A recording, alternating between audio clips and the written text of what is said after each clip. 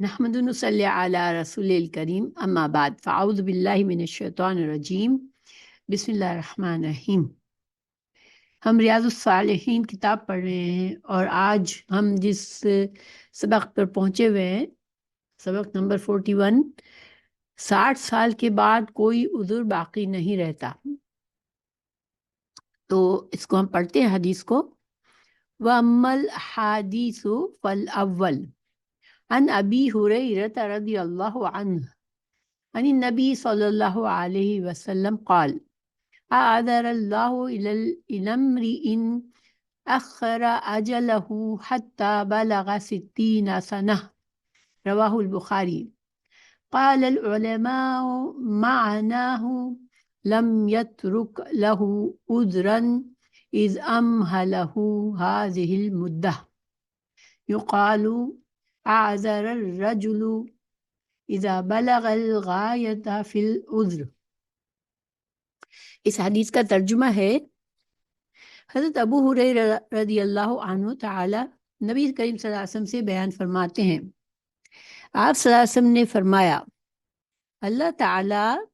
اس آدمی کو معذور جانتے ہیں جس کی عمر کو مؤخر کیا یہاں تک کہ 60 برس کو پہنچ گیا۔ علماء نے اس کا مطلب بیان کرتے ہوئے کہا ہے کہ جب اللہ پاک اتنی مدت اس کو مہلت دیتے ہیں تو پھر کوئی عذر باقی نہیں رہتا ہے۔ عربی کا محاورہ ہے عاذر الرجل، یہ اس وقت کہا جاتا ہے جب کوئی شخص عذر کے آخری مرحلے پر پہنچ جاتا ہے۔ اب اس حدیث کا مطلب سمجھتے ہیں۔ عاذرہ کا معنی ہوتا ہے کسی کو معذور یا مجبور سمجھنا، تو اجل کے معنی ہے مدت، وقت، یا انسان کی جو عمر کا وقت ہوتا ہے دنیا میں وہ۔ اعذر اللہ الی امرئ، اللہ تعالیٰ آدمی کو معذور جانتے ہیں کہ جب آدمی کی عمر 60 سال کی ہو گئی تو اب آدمی یہ نہیں کہہ سکتا کہ کاش کہ میری عمر زائد ہوتی تو میں یہ نیک اعمال کر لیتا۔ تو محدثین نے اس سے یہ بھی استدلال کرتے ہیں محدثین کہ اللہ تعالیٰ اتمام حجت کے بغیر کسی شخص کو سزا نہیں دیتے، 60 سال کی عمر میں بھی اتمام حجت ہو جاتی ہے۔ اب اس کا کیا مطلب ہوا؟ دیکھیے، اللہ سبحانہ تعالیٰ ہم جانتے ہیں کہ ہم سب کو مرنے کے بعد اٹھنا ہے اور ہمیں اپنے اعمال کا جواب حساب دینا ہے۔ تو اب اللہ سبحانہ تعالیٰ چونکہ حجت تمام کرتے ہیں، یعنی کہ اللہ تعالیٰ کسی پر ظلم نہیں فرماتا، اور اللہ تعالیٰ ہر بندے کو موقع دے گا کہ وہ اپنا عذر پیش کرے کہ اس نے دنیا میں کیا کیا اور کیا نہیں کیا، اور اگر اس نے اپنی زندگی میں اللہ کو راضی کرنے والے کام نہیں کیے تو کیوں نہیں کیے، کیونکہ اللہ سبحانہ تعالیٰ ہر بندے کو بہت سی نعمتیں دیتا ہے، اور اللہ تعالیٰ نے رسول صلی اللہ علیہ وسلم کو بھیج کر ہمیں شریعت کا علم بھی دے دیا،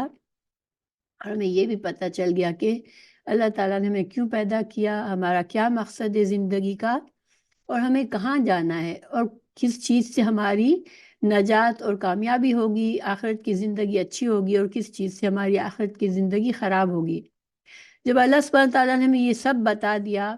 اللہ سبحانہ تعالیٰ نے ہمیں عمر دی، وقت دیا، صحت دی، صلاحیتیں دی، سب کچھ، ساری نعمتیں اللہ نے ہمیں دی ہیں، تو پھر ہم سے ضرور پوچھا جائے گا کہ یہ ساری نعمتوں کو پا کر تم نے کیا کیا، اپنی آخرت کے لیے کیا کمائی کی۔ کیونکہ دنیا میں تو ہم جانتے ہیں کہ جب تک ہم محنت نہیں کریں گے ہم اپنا مستقبل اچھا نہیں بنا سکتے، اس لیے ہم جب سے بچہ پیدا ہوتا ہے تو ہمیں کیا فکر لگی ہوتی ہے کہ اس بچے کو ہم اتنا ہنر، اتنی تعلیم دے دے کے یہ بچہ بڑا ہو کے اپنے لیے ایک اچھی زندگی بنا سکے۔ مگر سوال یہ پیدا ہوتا ہے کہ کیا ہماری زندگی صرف اس دنیا کی حد تک ہے؟ تو نہیں، ہماری زندگی جو ہے وہ اصل میں دنیا کی زندگی ہے، پھر برزخ کی زندگی ہے، پھر آخرت کی زندگی ہے۔ تو دنیا کی زندگی جو ہے دارالعمل ہے، دنیا میں ہمیں کام کرنا ہے، محنت کرنی ہے، ہمیں اپنے لیے کمائی کرنی ہے۔ جو کمائی ہم دنیا میں کریں گے اس سے ہم اپنی دنیا کو بھی سنواریں گے، ایک دنیا میں بھی ہم پر ذمہ داریاں ہیں. دیکھیے اللہ تعالیٰ نے ہمیں دنیا میں ہمیں رزق مفت میں نہیں ملتا، ہمیں محنت کرنی پڑتی ہے. ہمیں اپنے لیے زندگی کی آسائشیں، زندگی کی ضروریات پورا کرنے کے لیے جب ہم محنت کرتے ہیں، ہم کچھ کماتے ہیں تو ہم زندگی کو اچھا گزارتے ہیں. تو لیکن پھر یہی محنت ہمارے لیے ساتھ ساتھ ہمیں آخرت کے لیے بھی کرنی ہے، کیونکہ صرف دنیا ہی دارالعمل ہے. جب اس دنیا سے انسان جاتا ہے تو پھر اس کا جو عمل کا حساب کتاب ہے وہ ختم، وہ بند ہو جاتا ہے. اب ہمیں صرف انتظار کرنا ہے برزخ کی زندگی میں جو کچھ ہونا ہے، مگر ہمیں اعمال ایسے نہیں کرنے کے جس سے ہم کچھ اجر و ثواب کما لیں. ٹھیک ہے، حالانکہ برزخ کی زندگی میں انسان پر کوئی ذمہ داریاں نہیں ہوگی کہ ہمیں گھر بسانا ہے، ہمیں بچوں کو بڑا کرنا ہے، ہمیں سب کے لیے ضروریات پوری کرنی ہے. ایسی کوئی چیز نہیں ہے. برزخ کی زندگی انسان اپنی قبر کی زندگی ہے، اس میں بھی انسان کی اچھی زندگی بھی ہوگی، بری بھی ہوگی، لیکن وہ کس لحاظ سے ہوگی کہ دنیا میں ہم نے کیا کمایا. جب ہم دنیا سے رخصت ہوئے تو ہم اپنے ساتھ اپنا عمل کیا لے کر آئے، کیونکہ انسان کے اعمال کی جزا اور سزا اس کے ساتھ جاتی ہے. دنیا میں جو بھی نعمتیں ہم کماتے ہیں، مال، ہم نے پیچھے سیکھا کہ ہمارے ساتھ 3 چیزیں ہوتی ہیں ہمارے پاس: ہمارے مال دولت، ہماری اولاد اور ہمارے رشتہ دار اور ہمارے اعمال. تو ہمارے رشتہ دار، دوست احباب سب واپس آ جاتے ہیں ہمیں قبر میں ڈال کے، اور ہماری جو مال و دولت ہے وہ تو ہمارے ساتھ بھی نہیں جاتا، وہ تو انسان مرا اور اس کا مال اس کے وارثوں کا ہو جاتا ہے. تو کون سی چیز ہمارے ساتھ جاتی ہے؟ وہ ہمارے اعمال جاتے ہیں، ہمارے اعمال کا اجر و ثواب جاتا ہے. تو وہی جو اجر و ثواب، وہی جو کمائی ہم نے اعمال، نیک اعمال ایمان کے ساتھ کیے، وہ ہمارے لیے برزخ میں بھی اچھی زندگی ملتی ہے. ہمیں برزخ میں بھی اسی اعمال کے وجہ سے، اور انہی اعمال کی وجہ سے اللہ تعالیٰ ہم سے اگر خوش ہو جاتا ہے تو ہمیں اپنی رحمت و اپنی جنت دیتا ہے، اور آخرت کی ہمیشہ کی پیار اچھی زندگی دیتا ہے. تو اب اس حدیث میں کیا سکھایا جا رہا ہے کہ اللہ تعالیٰ چونکہ ہمیں اس دنیا میں ہمیں کمائی کرنی ہے آخرت کی بھی، تو اللہ تعالیٰ نے اگر کسی کو اتنی مہلت ہی نہیں دی. بندہ پیدا ہوا اور مر گیا، ایک بچہ دنیا میں آیا اور فوراً مر گیا. اب اس کو تو موقع ہی نہیں ملا کہ وہ کچھ کمائے، اس لیے وہ معصوم ہے. لیکن اگر ایک بندے کو اللہ علم زندگی دیتا ہے تو جتنی زیادہ زندگی ہوتی ہے، جتنا وقت، صحت، جتنی نعمت اللہ نے دی ہوتی ہے، تو وہ سب کا سب ہمیں حساب ہوگا. اور اس کے لحاظ سے ہمیں، چونکہ اللہ تعالیٰ نے ہمیں یہ سب کچھ نعمتیں دے کے موقع دیا ہے کہ ہم اپنی آخرت کو کما لیں، تو اگر ہم نے نہیں کیا تو پھر ہمارے پاس کوئی عذر نہیں ہے. خاص طور سے جب انسان 60 برس کا ہو جاتا ہے یا اب ایک خاص عمر کو پہنچ جاتا ہے. اس حدیث کے تحت 60 برس ہے. دیکھیے اس سے پہلے کیوں اللہ تعالیٰ نے تھوڑی سی انسان کے پاس گنجائش رکھی ہے کہ انسان کو مصروفیات بہت ہوتی ہے. دیکھیے ایک انسان کو اپنے لیے کمائی کر کے اپنی زندگی سنوارنی ہوتی ہے، پھر اسے شادی شدہ انسان پر ذمہ داری ہوتی ہے، اپنی بیوی کی ذمہ داری ہوتی ہے، اس کے نان نفقے کی ذمہ داری ہوتی ہے. جب اولاد ہو جاتی ہے تو اولاد کی تربیت، اولاد کو پالنے پوسنے، ان کی ضروریات کے لیے مال کمانے کی انسان کے اوپر ذمہ داری ہوتی ہے. پھر رشتوں کی ذمہ داری ہوتی ہے، والدین کی ذمہ داری ہوتی ہے. تو وہ جو ہے، اب جب انسان ان ساری چیزوں میں الجھا ہوا ہوتا ہے، ان ساری ذمہ داریوں میں الجھا ہوا ہوتا ہے، اب وہ انسان صرف اتنا وقت نکال سکتا ہے کہ فرائض کو ادا کر رہا ہے، مگر اچھی طرح فرائض پورے کرتا ہے، اور نوافل اس نے کم کیے اور دوسری عبادات کم کیے، تو اس کے لیے تھوڑا سا عذر رہتا ہے کہ اللہ مجھ پر اتنی ذمہ داریاں تھیں کہ میں اپنی ذمہ داریوں کو پورا کرتے کرتے، کیونکہ وہ بھی اللہ کا حکم ہے نا، ہمیں تو حق تو ادا کرنا ہی ہے، ہمیں اپنی دنیا کی زندگی کی ذمہ داریاں بھی پوری کرنی ہے. تو وہاں تو تھوڑی گنجائش رہتی ہے کہ انسان نے صرف اتنا کیا جتنا فرض تھا. فرض تو مسٹ ہے، سب کے پاس فرض عبادات، فرض کام جو بھی کرنے ہیں وہ تو مسٹ ہے، وہ تو ضروری ہے. لیکن اس کے علاوہ نیک اعمال میں کمی ہوئی تو اس کے پاس عذر ہے. اب ایک انسان جب 60 کی عمر کو پہنچتا ہے، اب بچے بڑے ہو گئے، اب اب ذمہ داریاں، بچوں کی تربیت کی ذمہ داری نہیں ہے، بچوں کو کی ضروریات پوری کرنے کی ذمہ داری نہیں ہے. اب انسان کی ذمہ داریاں بہت کم ہو گئی، دنیا کی ذمہ داریاں. اور اللہ تعالیٰ نے اس کو اتنا دنیا کا تجربہ بھی دے دیا کہ اس کو دنیا کے حقیقتیں بھی سمجھ آنے لگی. اس کی نفسی خواہشات بھی کچھ کم ہو جاتی ہے جب تک اس کو بڑھاپا دیکھ کے اس کو سمجھ آتا ہے زندگی کا جو اصل چہرہ ہے وہ بھی نظر آنے لگتا ہے کہ زندگی میں انسان ہر چیز جیسے چاہتا ہے ویسے نہیں کر سکتا. اس کے جسم میں بھی بیماریاں ہونے لگتی ہیں، اس کے اندر کمزوری بھی آنے لگتی ہے، اس کی صلاحیتیں بھی کم ہو جاتی ہے. اب اس وقت بھی اگر بندہ یہ سوچتا نہیں ہے کہ میں کہاں جا رہا ہوں، میرا کیا انجام ہے، اور اس وقت بھی وہ اگر اللہ کی طرف نہیں پلٹتا، اپنے گناہوں کی توبہ نہیں کرتا، اور زیادہ سے زیادہ اپنی استطاعت کے مطابق نیکی اور خیر کے کام نہیں کرتا، تو پھر ایسے بندے کے لیے اللہ تعالیٰ کے پاس کوئی عذر نہیں ہے. تو یہ ہمیں سکھایا جا رہا ہے یہاں پر کہ انسان نے چلو ساری زندگی گزر گئی، اب تو 60 سال کا وقت ہو گیا. اب انسان کو زندگی کی اپنے اندر بھی کمزوری سمجھ آنے لگی ہے، اس کی اپنے خواہشات بھی ڈل ہو گئی ہیں کچھ، اور اس کو یہ بھی سمجھ آتی ہے کہ میں بالکل آزاد نہیں ہوں، بہت سی چیزیں میرے ساتھ ہوتی ہیں، بیماریاں ہوتی ہیں جس پر مجھے کوئی کنٹرول نہیں ہے، اور بہت سی میرے پاس مجبوریاں ہوتی ہیں. تو اب اتنا میں بھی اگر انسان اپنی زندگی کو زیادہ غور و فکر نہیں کرتا، اپنی سمجھ نہیں استعمال کرتا، اپنے لیے آخرت کے لیے کمائی نہیں کرتا، تو پھر وہ نقصان میں ہے وہ بندہ. اچھا، اس حدیث میں یہ تنبیہ بھی ہے کہ 60 سال کی عمر کے بعد آدمی کو تو غفلت اور گناہوں سے باز آ جانا چاہیے، کیونکہ بظاہر اس کے بعد موت کا زمانہ قریب ہو جاتا ہے. اس عمر میں بھی فسق اور فجور اور اللہ کی نافرمانی کے ارتکاب پر حدیث میں تنبیہ فرمائی گئی ہے. تو گویا دو باتیں، انسان جب اس عمر کو پہنچتا ہے تو اس کے اندر دو تبدیلیاں آنی چاہیے. ایک تو یہ کہ وہ اب اپنی دنیا، اپنی آخرت پر زیادہ سوچے، جو وقت اس نے غفلت سے گزار دیا، گناہوں میں گزار دیا، اپنی خواہشات کی پیروی کرنے میں اللہ کی نافرمانی کرتا رہا، اب اسے اپنی سنجیدگی کے ساتھ اپنے ان اعمال پر غور کرنا چاہیے اور اپنے گناہوں کو چھوڑنا چاہیے، اللہ کے سے توبہ کرنا چاہیے. دوسری یہ کہ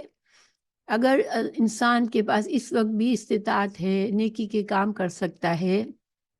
تو اپنی استطاعت کے مطابق زیادہ سے زیادہ اللہ کو یاد کرے اور خیر اور بھلائی کے کام کرے.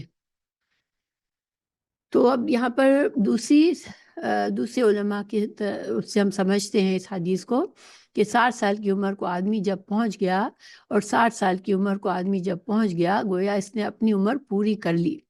جیسے کہ دوسری روایت میں آتا ہے کہ اعمار امتی ما بین 60 الی 70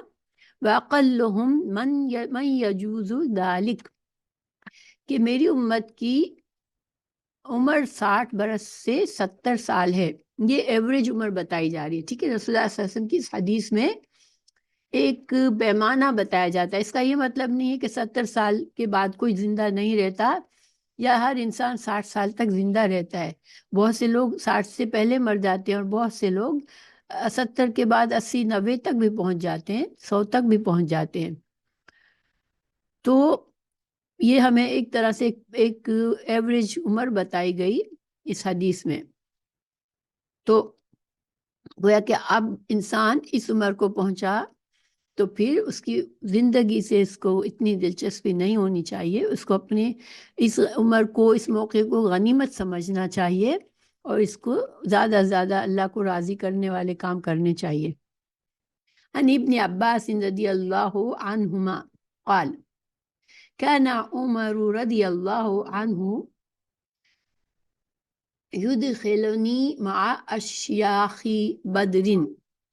فكأن بعدهم وجد في نفسه فقال لما يدخل هذا معنا ولنا أبناء مثله. فقال عمر إنه من حيث علمتم، فدعانی ذات یوم فأدخلنی معهم فما رأيت أنه دعاني يومئذ إلا ليريهم قال ما تقولون في قول الله تعالى إذا جاء نصر الله والفتح سورة فتح آية 1 فقال بعضهم أمرنا نحمد الله ونستغفره إذا نصرنا وفتح علينا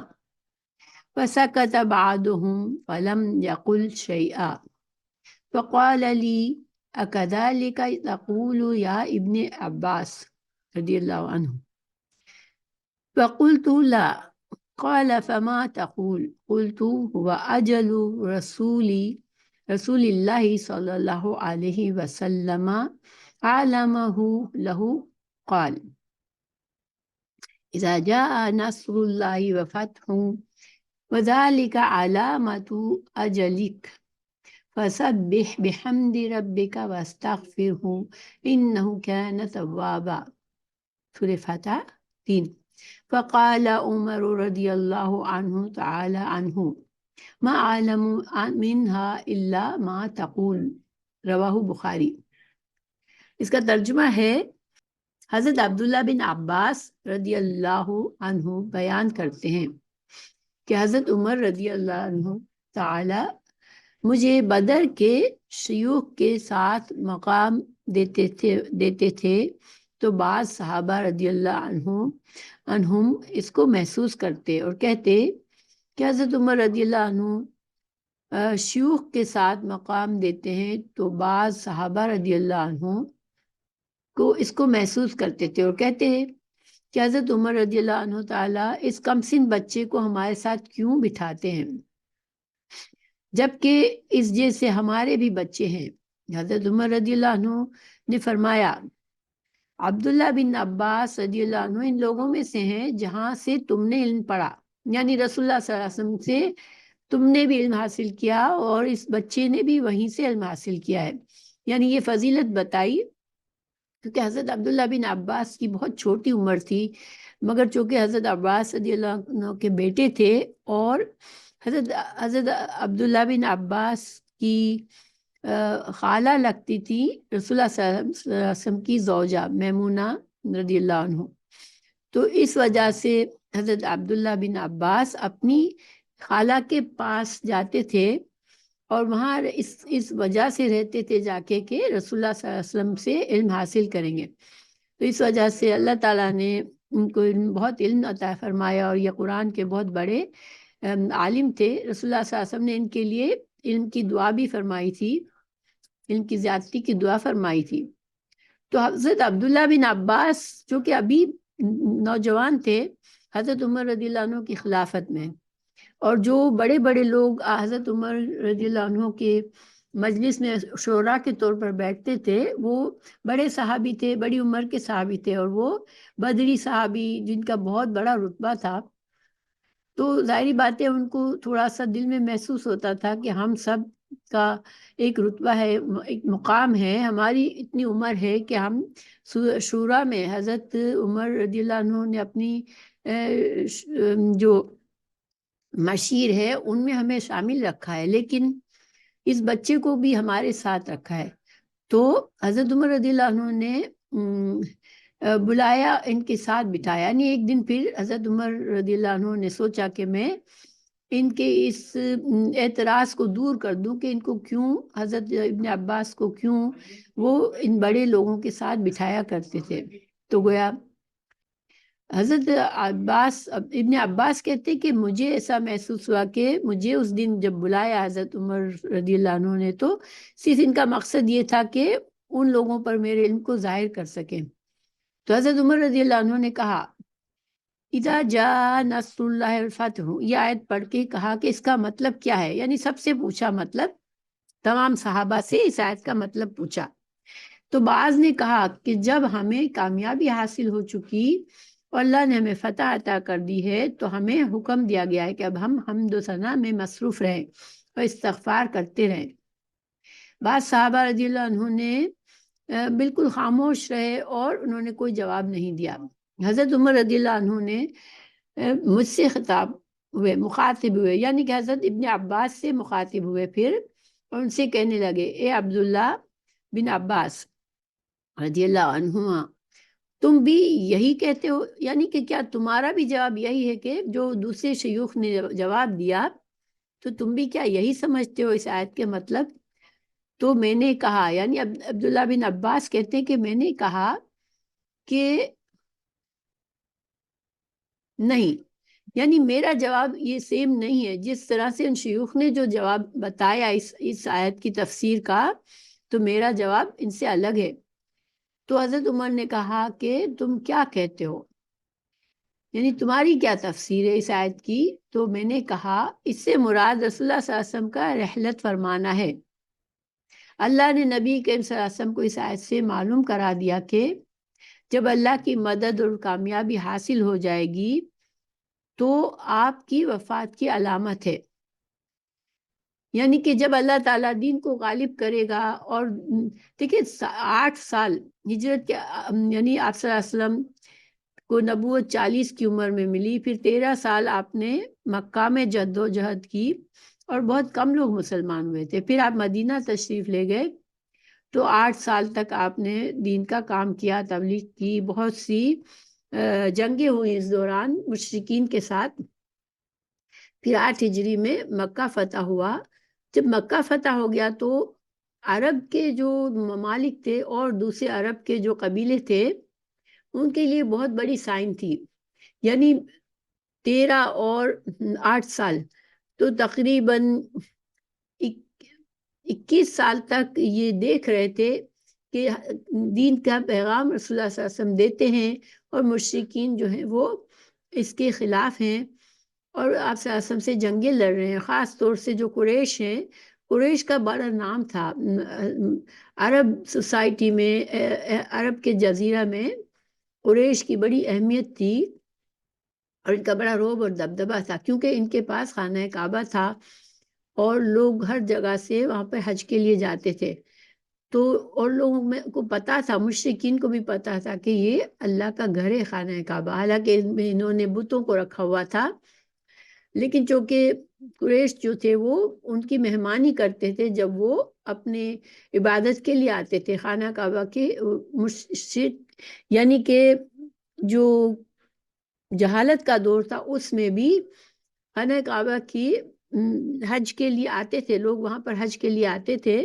اگرچہ ان کا حج جو تھا وہ مشرکانہ انداز میں ہوتا تھا، ہماری شریعت کے مطابق نہیں تھا، وہ اس میں بت بھی رکھے ہوئے تھے اور وہ اپنے جاہلانہ طریقوں سے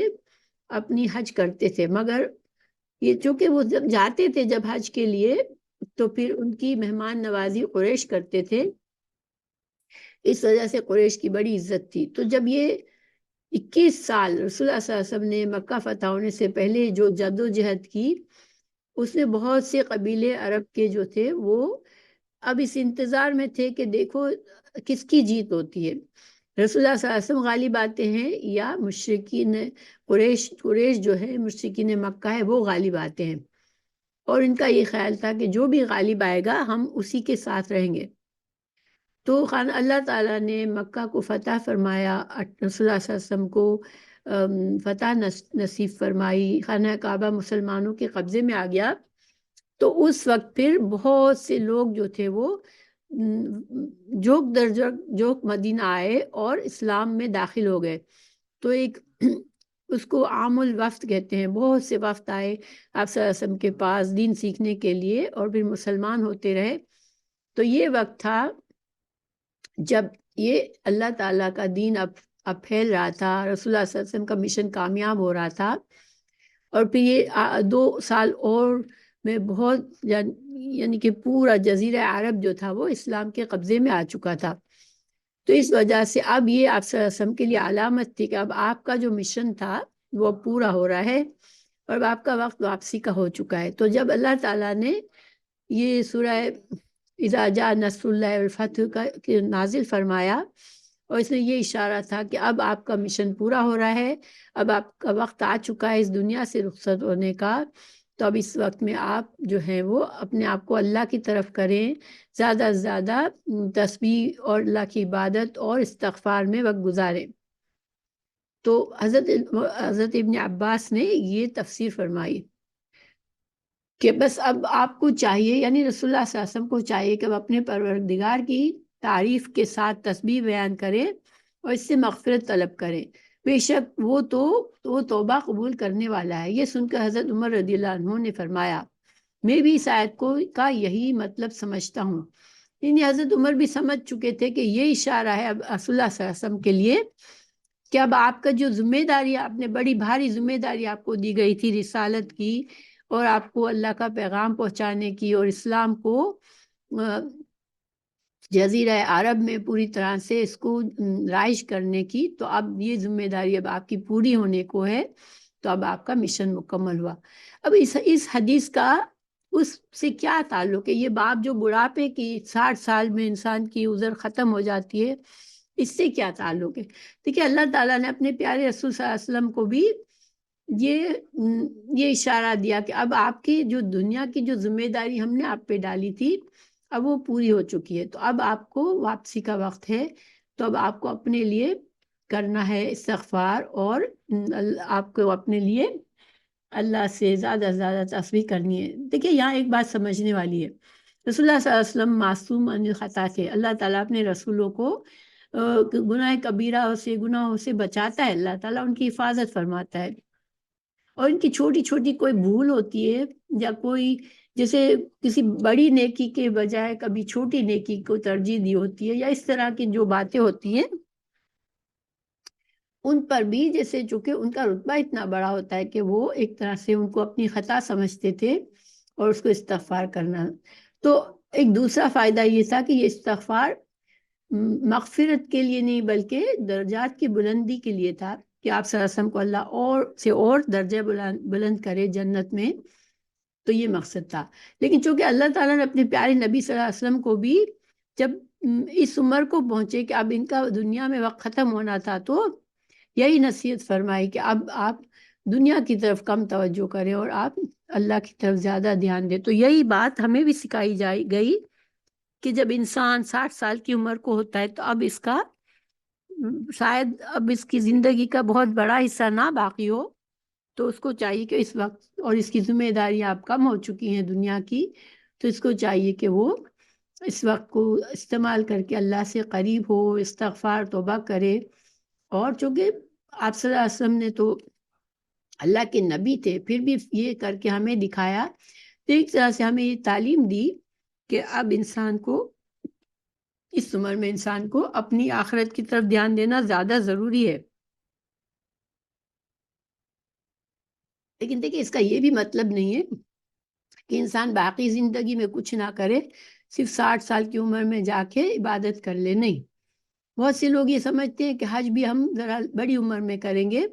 تاکہ ہمارے سارے گناہ معاف ہو جائے، یہ رویہ صحیح نہیں ہے۔ لیکن انسان کو نہیں پتا پہلی بات کہ اس کی عمر کتنی ہے دنیا میں، دوسری کب تک وہ صحت مند ہوگا، کب تک اس کے پاس اسباب ہوں گے کہ وہ حج کر لے۔ تو ایک بار انسان اس کی جو حج کے لیے جو اس کی استطاعت ہے وہ پوری ہوئی، اب اس پر حج فرض ہو چکا ہے، اب وہ ڈیلے کرتا ہے یہ سوچ کر کے میں تھوڑا اور کر لوں، دنیا کو اور انجوائے کر لوں، بڑی عمر میں کروں گا توبہ استغفار اور حج کر کے میں گناہوں سے پاک ہو جاؤں گا، یہ بہت ہی غلط سوچ ہے۔ یہاں پر صرف ہمیں ساری زندگی انسان کو اپنی آخرت کا سوچنا چاہیے، محنت کرنی چاہیے، آخرت کے لیے اچھے نیک کام کر کے ایمان کے ساتھ آگے بھیجنا چاہیے، پھر ان کی حفاظت کرنی چاہیے، پھر گناہ ہو جائے تو توبہ استغفار فوراً کرنا چاہیے، کیونکہ انسان کب رخصت ہو جائے گا نہیں پتا۔ لیکن جب انسان چلتے چلتے اپنی ذمہ داریاں پورے کرتے کرتے 60 کا ہو گیا، اب تو اس کو ضرور بائی ضرور اپنی آخرت کا سوچنا ہے، یہ مطلب ہے، ٹھیک ہے۔ اور یہاں پر ہمیں حضرت عمر رضی اللہ عنہ کی سمجھداری کا پتہ چلتا ہے کہ وہ بڑے بڑے صحابہ کے ساتھ چھوٹی عمر کے حضرت اپنے عباس کو شامل کرتے تھے، کیونکہ ان کو احساس تھا کہ ان کے پاس بہت علم ہے، اللہ کے رسول صلی اللہ علیہ وسلم کی صحبت میں وقت گزارا ہے، ان سے علم سیکھا ہے، اور آپ صلی اللہ علیہ وسلم نے ان کے لیے دعا بھی کی تھی تو یہ ان کے عمر کا فرق نہیں دیکھتے تھے، بلکہ ان کو بھی اپنے شورا میں رکھتے تھے۔ اچھا، دوسرا یہ کہ صحابہ کرام جیسی ہستیوں کے دلوں میں بھی یہ خیال آیا کہ کیوں اس بچے کو ہمارے ساتھ رکھا جا رہا ہے، جبکہ ہمارے اپنے بچے بھی ہیں، ان کو کیوں یہ ترجیح نہیں دی جاتی۔ تو گویا یہ خیال آنا، یہ اس میں کوئی برائی نہیں ہے۔ دیکھیں، وہ اپنے بچوں کے لیے بھی ان کو خیر کی خواہش ہوتی تھی کہ جب ہمارے ساتھ اس بچے کو رکھا جاتا ہے تو پھر دوسرے ہمارے اپنے بچے جو اس کی عمر کے ہیں ان کو کیوں نہیں دعوت دی جاتی شورا میں، ٹھیک ہے۔ تو کیونکہ وہ ایک خیر کا کام تھا، تو اپنے بچوں کے لیے انسان اگر چاہتا ہے کوئی کہ ان کو خیر کا کام کا موقع ملے تو اس میں کوئی برائی نہیں۔ اور حضرت عمر رضی اللہ عنہ نے بھی ان کے دلوں کو صاف کر دیا، جیسے ہی محسوس کیا کہ ان کے دل میں کوئی بات آ رہی ہے، تو ان کے دلوں کو صاف کرنے کے لیے یہ حضرت عبداللہ بن عباس کا امتحان ان کے سامنے لیا۔ تو یہ بھی اچھی بات ہے کہ کسی کے دل میں بات نہ رہ جائے، ان کے کسی شک کو انسان دور کر دے، یہ زیادہ اچھا ہوتا ہے، تاکہ آپس میں انسان صاف دل کے ساتھ نیکی کے کام کرتا ہے۔ اور مفسرین نے بتایا کہ یہ اذا جاء نصر اللہ والفتح، یہ سورہ نازل ہونے کے 80 دن کے بعد آپ صلی اللہ علیہ وسلم اس دنیا سے رخصت ہوئے تھے۔ تو دیکھیں 80 دن کا کتنا چھوٹا سا وقت ہے نا۔ تو یہ بات، یہ تفسیر صحیح ہے، اس سے بھی ثابت ہوتا ہے کہ آپ صلی اللہ علیہ وسلم کو بتایا گیا کہ اب آپ کا وقت دنیا میں ختم ہونے والا ہے۔ اب اگلی حدیث ہے، انتقال سے قبل آپ صلی اللہ علیہ وسلم کا معمول۔ اب ہمیں آپ صلی اللہ علیہ وسلم کے معمول سے بتایا جا رہا ہے کہ آپ صلی اللہ علیہ وسلم نے اس حدیث کے مطابق کس طرح اس سورہ کے سننے کے بعد، اس سورہ کے نازل ہونے کے بعد آپ صلی اللہ علیہ وسلم کا عمل کیا تھا، آپ صلی اللہ علیہ وسلم نے کس طرح اس حکم پر عمل فرمایا تھا۔ تو یہ حدیث ہم پڑھتے ہیں۔ الثالث عن عائشة رضی اللہ عنہا قالت ما صلى رسول اللہ صلی اللہ علیہ وسلم صلوة بعد ان نزلت علیہ اذا جاء نصر اللہ الفتح الا يقول فيها سبحانك ربنا وبحمدك اللهم اغفر لي، متفق علیہ۔ وفي رواية في الصحيحين عنها كان رسول الله صلى الله عليه وسلم يكثر أن يقول في ركوعه وسجوده سبحانك اللهم ربنا وبحمدك اللهم اغفر لي، يتأول القرآن، معني يتأول القرآن أي يعمل ما أمر به في القرآن في قوله تعالى سبح بحمد ربك واستغفره۔ وفي رواية مسلم كان رسول الله صلى الله عليه وسلم يكثر أن يقول قبل أن يموت سبحانك اللهم بحمدك أستغفرك وأتوب إليك۔ قالت عائشة قلت يا رسول الله صلى الله عليه وسلم ما هذه الكلمات التي أراك أحدثتها تقولها؟ قال جعلت لي علامة في أمتي إذا رأيتها قلتها إذا جاء نصر الله والفتح إلى آخر السورة۔ وفي رواية له كان رسول الله صلى الله عليه وسلم يكثر من قولي سبحان الله وبحمده أستغفر الله وأتوب إليه۔ قالت قلت يا رسول الله أراك تكثر من قول سبحان الله وبحمده أستغفر الله وأتوب إليه، فقال أخبرني ربي أني سأرى علامة في أمتي فإذا رأيتها أكثرت من قولي سبحان الله وبحمده أستغفر الله وأتوب إليه، فقد رأيتها إذا جاء نصر الله الفتح فتح مكة ورأيت الناس يدخلون في دين الله أفواجا فسبح بحمد ربك واستغفره إنه كان توابا۔ یہ ساری احادیث دوسری جگہوں کی احادیثیں، پہلے اس کتاب میں حدیث بخاری اور مسلم کی حدیث لائی گئی، پھر اس موضوع پر اور دوسری حدیث لائی گئی ہے. تو اب ہم اس کا مطلب ترجمہ پڑھتے ہیں. حضرت عائشہ رضی اللہ عنہ بیان کرتی ہیں اذا جاء نصر اللہ الفتح کے نازل ہونے کے بعد حضور صلی اللہ علیہ وسلم ہر نماز میں سبحانک ربنا بحمدک اللہم اغفر لی پڑھتے تھے. صحیح ہے ان کی ایک روایت میں ہے کہ نبی کریم صلی اللہ علیہ وسلم اپنے رکوع اور سجود میں اکثر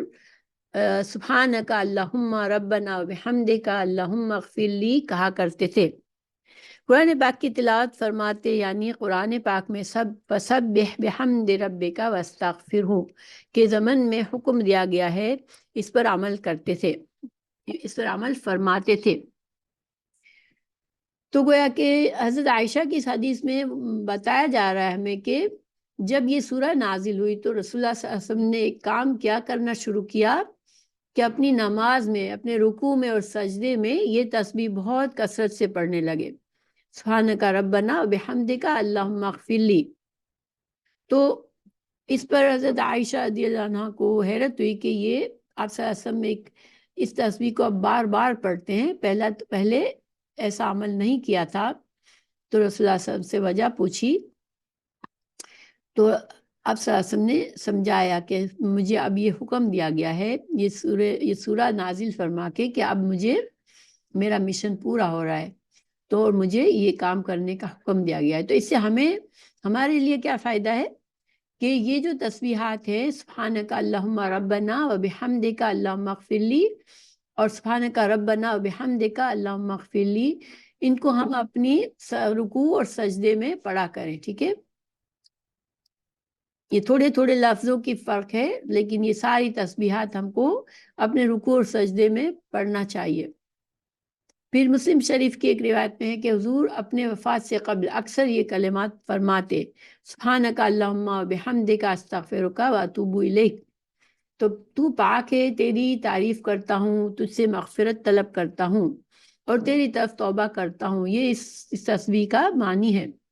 حضرت عائشہ نے رضی اللہ عنہ نے بیان کیا، میں نے عرض کیا یا رسول اللہ یہ کلمات کیا ہیں؟ میں آپ کو دیکھتی ہوں کہ آپ یہ کلمات اب کہنے لگے ہیں. فرمایا میرے لیے میری امت میں ایک علامت قائم کی گئی ہے کہ جب میں اس علامت کو دیکھوں تو یہ کلمات کہوں. پھر آپ صلی اللہ علیہ وسلم نے یہ سورہ کی تلاوت فرمائی اذا جاء نصر اللہ الفتح. ٹھیک ہے، پوری یہ والی پوری سورہ پڑھ کے سنائی حضرت عائشہ رضی اللہ عنہ کو کہ یہاں پر مجھے یہ حکم دیا ہے. پھر مسلم شریف کی روایت میں ہے کہ حضور کریم صلی اللہ علیہ وسلم اکثر سبحان اللہ و بحمدہ استغفر اللہ واتوب الیہ کہتے تھے. عائشہ رضی اللہ عنہ فرماتی ہے کہ میں نے عرض کیا یا رسول اللہ میں آپ کو دیکھتی ہوں کہ آپ اکثر سبحان اللہ و بحمدہ استغفر اللہ واتوب الیہ کہتے ہیں. دیکھیں یہ دوسری حدیث ہیں. حدیث کے معاملہ ایسا ہے کہ ضروری نہیں ہے کہ ایک حدیث ایک ہی بار آئے. ٹھیک ہے، آپ صلی اللہ علیہ وسلم کی محفل میں بہت سے لوگ ہوا کرتے تھے. حضرت عائشہ رضی اللہ عنہ سے بہت سے صحابہ اور صحابیات نے علم حاصل کیا تھا اور حدیث سنی تھی. تو اب بہت سے لوگوں نے اگر کوئی حدیث سنی ہے تو پھر وہ اپنے اپنے شاگردوں کو سکھاتے تھے تو اس طرح سے ایک سند بن جاتی تھی. تو جب کسی بھی حدیث کی صحیح حدیث کی سند بدل جاتی ہے تو اس کو ہم دوسری حدیث بولتے ہیں. وہ سیم حالانکہ متن سیم ہو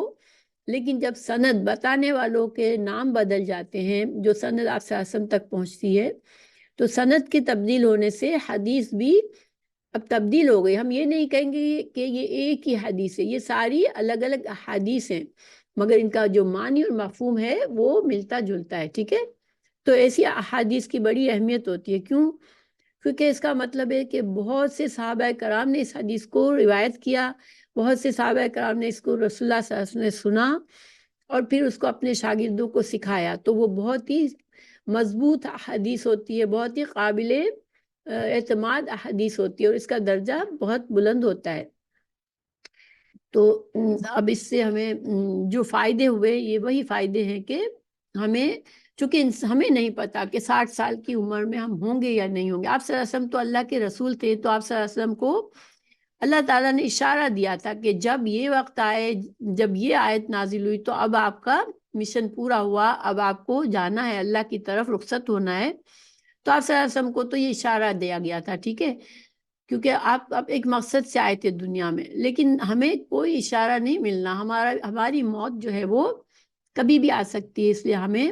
ہر وقت اس تسبیح کو پڑھنا چاہیے اپنے رکوع اور سجود میں، اور ہمیں نیک اعمال کی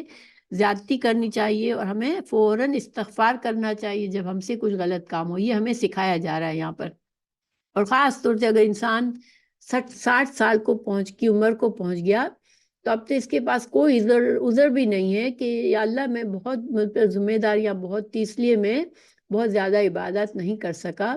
کیونکہ اب اس کے پاس ذمہ داریاں اتنی نہیں ہیں. اب وہ اس کی بچے بڑے ہو چکے ہیں، اس کے بچوں کی ذمہ داری اب اس پر نہیں ہے. یہ نہیں کہ اب اس سے نہیں پوچھا جائے گا کہ تمہارے بچوں کی تم نے کیوں اچھی پرورش نہیں کی، ٹھیک ہے. ہاں، انسان سے اپنے بچوں کے بارے میں کہ جب بچے چھوٹے تھے، جب بالغ نہیں ہوئے تھے، جب تک تم نے ان کی صحیح پرورش کیوں نہیں کی، ان کو دین کیوں نہیں سکھایا. اب بڑے ہونے کے بعد بچوں کا کیا عمل ہے اس کا ماں باپ کو نہیں پوچھا جائے گا. پھر اب وہ ذمہ داری سے چونکہ فارغ ہے تو اس کے پاس یہ بہانہ بھی نہیں ہے، ٹھیک ہے. آپ صلی اللہ علیہ وسلم نے فرمایا، مجھے میرے رب نے بتایا ہے کہ میں عنقریب اپنی امت میں ایک علامت دیکھوں گا، بس جب میں وہ علامت دیکھوں تو کثرت کے ساتھ سبحان اللہ وبحمدہ استغفر اللہ واتوب الیہ کہوں. یہ حدیث جو ہے وہ مسلم شریف میں ہے، اس سے پہلے ہم نے پڑھی تھی، وہ بخاری کی حدیث تھی. تو یہ ساری اسی مفہوم کی حدیث ہیں، لیکن یہ الگ الگ صحابہ سے بیان کی گئی ہے. تو جب رسول اللہ صلی اللہ علیہ وسلم نے مکہ فتح ہوا، جب آپ صلی اللہ علیہ وسلم کو اندازہ ہو گیا کہ اب میرا مشن پورا ہونے لگا ہے، کیونکہ مکہ تو 8 ہجری میں فتح ہوا، اور اس کے بعد جب تک آپ صلی اللہ علیہ وسلم کا اس دنیا سے رخصت ہوئے بہت فرق ہو گیا تھا. پورا عرب کا جزیرہ ہی اسلام کے سلطنت میں یا اسلام کے اندر داخل ہو چکا تھا. تو اب آپ صلی اللہ علیہ وسلم کو مزید آپ کی ذمہ داری اب نہیں تھی، اب صحابہ کرام کی ذمہ داری تھی، جنہوں نے آپ صلی اللہ علیہ وسلم کی صحبت میں وقت گزارا، جن کی تربیت آپ صلی اللہ علیہ وسلم نے فرمائی، ان کو اب اسلام کی اس دین کو آگے سے آگے دنیا میں پہنچانا تھا. اچھا، اب تشریح سورۃ نصر کے نازل ہونے کے بعد آپ صلی اللہ علیہ وسلم کا معمول کیا تھا. ان تمام روایت کا خلاصہ یہ ہے کہ جب آدمی کو اپنی موت قریب محسوس ہو تو تسبیح اور استغفار یعنی کہ اللہ جل شانہ کی طرف توجہ میں اضافہ کر دینا چاہیے. جیسے کہ آپ صلی اللہ علیہ وسلم نے سورہ نصر کے نازل ہونے کے بعد سبحانک ربنا وبحمدک اللہم اغفر لی، اور سبحانک اللہم وبحمدک استغفرک واتوب الیک، اور سبحان اللہ وبحمدہ استغفر اللہ واتوب الیہ وغیرہ پڑھنے کا اہتمام فرمایا. یہ سب ساری تسبیحیں میں یاد کر لینی چاہیے انشاءاللہ، اور زیادہ سے زیادہ اپنی نمازوں میں رکوع اور سجود میں پڑھنا چاہیے.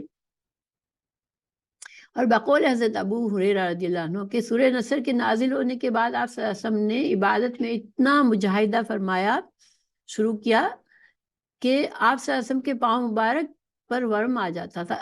نہ صرف اس تسبیحات کے علاوہ آپ صلی اللہ علیہ وسلم نے اور کیا کام کیا کہ اب آپ کی نمازیں قیام اللیل کو لمبا کر دیا، بہت زیادہ لمبا قیام کرنے لگے، اور بہت زیادہ اپنے آپ کو عبادت میں تھکانے لگے، یہاں تک کہ آپ کے پیر سوج جاتے تھے عبادت میں اور نماز میں قیام کر کے. یہ استغفار کا کرنا کوئی گناہ کی وجہ سے نہیں تھا، بلکہ رفع درجات کے لیے تھا. کیونکہ میں نے پہلے ہی بتایا کہ رسول اللہ صلی اللہ علیہ وسلم معصوم عن الخطا تھے، تو آپ صلی اللہ علیہ وسلم کا یہ جو استغفار کی کثرت کرنا، تو استغفار کے بہت سے فائدے ہیں، ٹھیک ہے. استغفار سے بہت سی بلائیں ٹل جاتی ہے، استغفار سے انسان کا گناہوں سے پاک ہو جاتا ہے، استغفار سے انسان فتنوں سے بچ جاتا ہے، اور اس کی جو دل کی خواہشات ہیں، اس کے بہت سی مصیبتیں جو دنیا کی آتی رہتی ہے وہ ٹل جاتی ہیں. استغفار بہت ہی ایک ایسا ہتھیار ہے مومن کے لیے کہ اس کے ذریعے اس کو بے شمار فائدے حاصل ہوتے ہیں. تو ہمیں استغفار کی بہت زیادہ کثرت کرنی چاہیے. آپ صلی اللہ علیہ وسلم کی ایک اور حدیث ہے کہ آپ دن میں 70 سے 100 بار استغفار فرماتے ہیں، تو ہمیں صبح شام اہتمام کرنا چاہیے استغفار کے لیے. تو یہ عمل جو آپ صلی اللہ علیہ وسلم کا تھا، یہ اصل میں امت کی تعلیم دینے کے لیے بھی تھا کہ ہمیں ظاہر ہے آپ صلی اللہ علیہ وسلم نے اپنے عمل سے سکھایا کہ جب انسان کا وقت رخصت کا ہوتا ہے تو اس کو زیادہ سے زیادہ اللہ کو یاد کرنا چاہیے، استغفار کرنے چاہیے. تو آپ صلی اللہ علیہ وسلم نے اپنے عمل سے ہمیں یہ تعلیم فرمائی۔ اچھا، اب اسی سے آپ صلی اللہ علیہ وسلم کی چونکہ وفات کی بات ہوئی تو اللہ تعالیٰ نے اور کیا اس وفات آپ صلی اللہ علیہ وسلم کی جب وفات قریب ہوئی تو اور کیا تبدیلی آئی کہ کثرت سے آپ پر وحی نازل ہونے لگی۔ ان انس رضی اللہ عنہ قال ان اللہ عز وجل تابع الوحی علی رسول اللہ صلی اللہ علیہ وسلم قبیل وفاتہ حتی توفی اکثر ما کان الوحی، متفق علیہ۔ ترجمہ ہے، حضرت انس رضی اللہ عنہ بیان کرتے ہیں کہ اللہ عز و جل نے رسول اللہ صلی اللہ علیہ وسلم پر آپ کی وفات سے پہلے مسلسل وحی نازل فرمائی، یہاں تک کہ آپ کا انتقال ایسی حالت میں ہوا کہ پہلے کی نسبت وحی زیادہ نازل ہوتی تھی۔ تو اس کی تشریح کیا ہے کہ آخری ایام میں پہلے کی بنسبت زیادہ وحی آپ صلی اللہ علیہ وسلم پر نازل ہوتی تھی۔ بعض علماء نے اس کی وجہ یہ بتائی کہ آخری ایام میں بہت سے وفد آتے تھے آپ کے پاس دین سیکھنے کے لیے، اور اکثر لوگ کثرت سے لوگ سوالات کرتے تھے دین کو سمجھنے کے لیے، تو ان لوگوں کے اکثر سوالات کی وجہ سے اللہ جل و شانہ کی طرف سے زیادہ احکامات نازل ہوئے۔ ٹھیک ہے، ایک وجہ یہ تھی۔ یا آخری ایام میں اللہ جل و شانہ کا قرب زیادہ حاصل ہوا، اس کی وجہ سے وحی میں کثرت ہوئی۔ یا اس کی ایام یا آخری ایام میں اللہ جل و شانہ کا قرب اچھا، یا اس کی وجہ یہ تھی کہ دنیا اور آخرت کے تمام امور نازل کر دیے گئے تاکہ بعد والوں کے لیے رہنمائی ہو، یعنی جو کچھ ہدایات اللہ تعالیٰ نے مزید دینی تھی اپنے بندوں کے لیے، وہ رسول اللہ صلی اللہ علیہ وسلم کے جانے سے پہلے بہت زیادہ ہدایت آئی تاکہ دین مکمل ہو جائے، دین کی تعلیمات مکمل طور پر امت تک پہنچ جائے۔ اب ایک اور حدیث ہماری ترغیب کے لیے ہے کہ انسان جس حالت میں مرتا ہے اسی حالت میں اٹھایا جائے گا۔ الخامس عن جابر رضی اللہ عنہ قال قال رسول اللہ صلی اللہ علیہ وسلم یبعث کل عبد علی ما مات علیہ، رواہ مسلم۔ حضرت جابر رضی اللہ عنہ بیان کرتے ہیں کہ نبی کریم صلی اللہ علیہ وسلم نے فرمایا کہ جس حالت پر کوئی آدمی فوت ہوا اسی حالت پر اٹھایا جائے گا۔ اس کی تشریح کیا ہے؟ اسی کے ہم معنی یہ حدیث بھی ہے، یعنی دوسری ایک حدیث بھی ہے جو اس معنی میں ہے کہ انما الاعمال بالخواتیم، یعنی کہ انسان کا خاتمہ جس حالت میں ہوتا ہے اسی حالت میں وہ اٹھایا جائے گا، یعنی آخر مرتے وقت مرتے دم انسان خدا نخواستہ وہ کوئی ایسا عمل کر بیٹھتا ہے کہ اللہ اس سے بہت ناراض ہو جاتا ہے، شرکی عمل کر لیتا ہے، کفری عمل کر لیتا ہے، تو پھر اس کا برا انجام ہوگا کیونکہ وہ برے انجام سے مرا ہے۔ اسی لیے ہم دعا کرتے ہیں اللہ ہمیں کلمہ شہادت کے ساتھ رخصت کرنا، کیونکہ جب ہمارے آخری کلمہ جو ہم کہیں گے وہ کلمہ شہادت ہوگا تو پھر جب ہمیں اٹھایا جائے گا تو وہی کلمہ پڑھتے ہوئے ہم اٹھیں گے، اور قبر میں جب فرشتے آئیں گے تو ہم وہی کلمہ پڑھیں گے جس سے ہمیں نجات ہو جائے گی۔ اچھا، اس حدیث کا مفہوم یہ ہے کہ ان احادیث میں ترغیب دی جا رہی ہے کہ آدمی کو چاہیے کہ نیک کاموں میں لگا رہے، اگر اسی میں موت آئی تو نیک لوگوں کے ساتھ ہی اس کا حشر ہوگا، اس کے برعکس اگر وہ برے کاموں میں مشغول رہے تو اسی میں موت آئے گی اور انہی لوگوں کے ساتھ ان کا حشر ہوگا۔ خاص کر کے بڑھاپے اور مرض میں نافرمانی سے زیادہ بچنا چاہیے کہ موت کا پتہ نہیں کس وقت موت آئے۔ دیکھیں، انسان کو یہ دعا مانگتے رہنا چاہیے کہ اللہ مجھے جب موت آئے تو ایمان کی حالت میں موت آئے، کلمہ شہادت کے ساتھ موت آئے، اور گناہوں کی حالت میں نہ آئے۔ ٹھیک ہے، کیونکہ انسان خطاؤں کا پتلا ہے، اس سے گناہ سرزد ہوتے ہیں، لیکن جس انسان کو یہ احساس بہت مضبوط ہوتا ہے کہ میری موت کبھی بھی آ سکتی ہے،